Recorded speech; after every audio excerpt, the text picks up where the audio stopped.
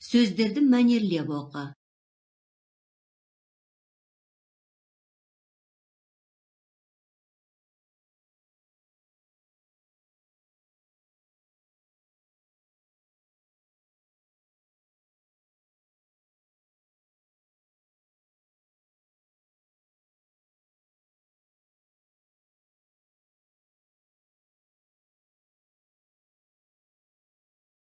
Мына сөз тіркестерін толықтырып оқы.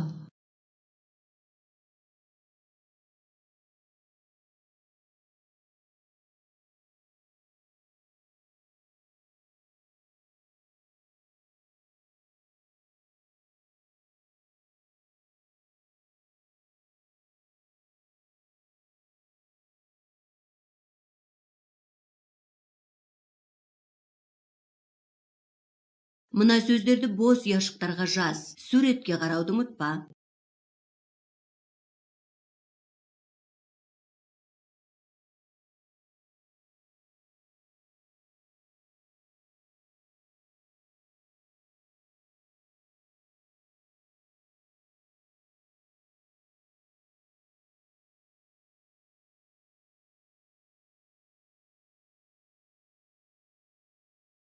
Сөз тіркестерінің сыңарын дұрыс тауып жаз.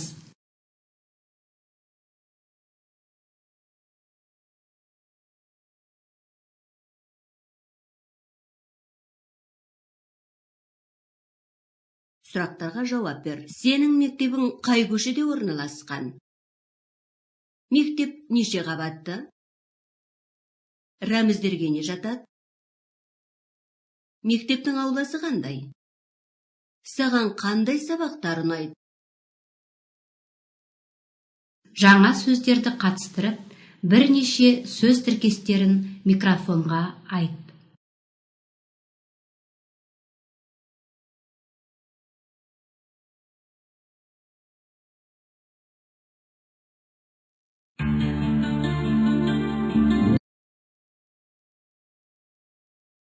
Мәтінді мұқият тыңда. Мен мектепте оқимын. Мектеп Төле би көшесінде орналасқан. 3 қабатты. Мектеп іші кең әрі жарық. Бірінші қабатта оқырман залы бар. Дәлізде рәміздер ілінген. Рәміздерге ел таңба, ән, ұран, ту жатады. Біздің сынып 2-ші қабатта. Сыныпта сабақ оқимыз. 3-ші қабатта тарихи мұражай бар. Мектептің ауласында биік ағаштар, әдемі шыршалар өсіп тұр. Алаңда түрлі спорт ойындар өтеді.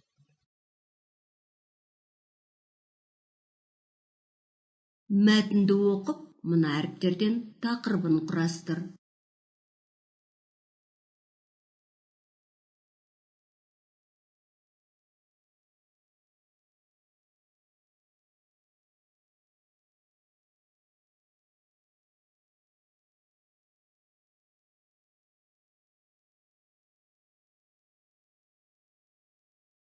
Сөйлемдерді толықтырып оқы.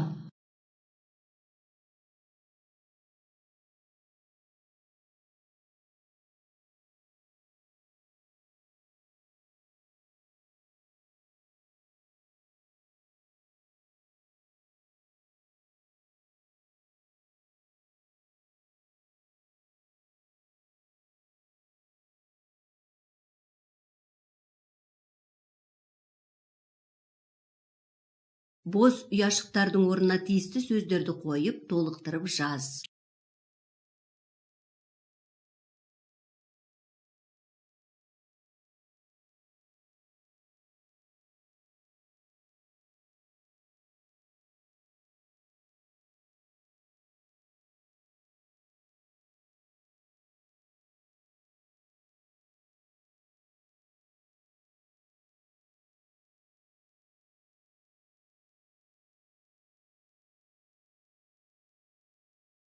Сөз тіркестерін толықтырып жаз.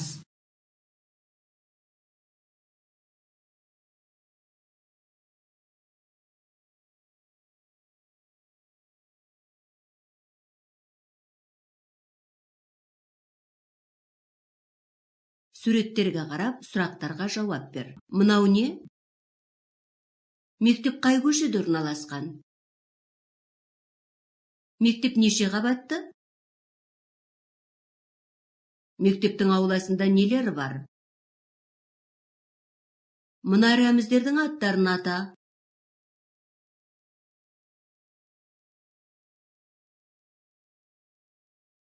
Мына сөздерді қатыстырып, сөйлем құрап, микрофонға айт.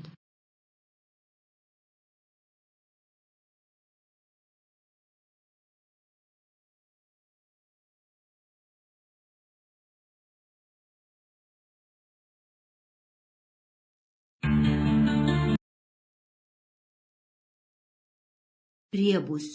Сөздерді суретпен бейнелеп беретін жұмбақ ойын түрі. Ол бейнелі сөз деген ұғымды білдіреді. Ребус ең алғаш рет Францияда 15 ғасырда пайда болған. Оның мазмұнын халықтың тапқыр сөздері құраған.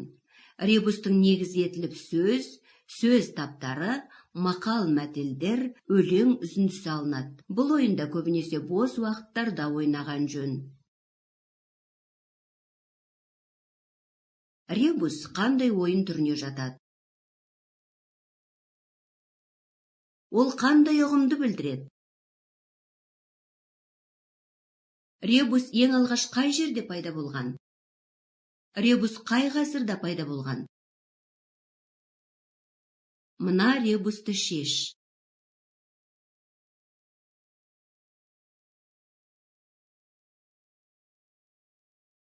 Мәтінді оқып, сұрақтарға жауап бер.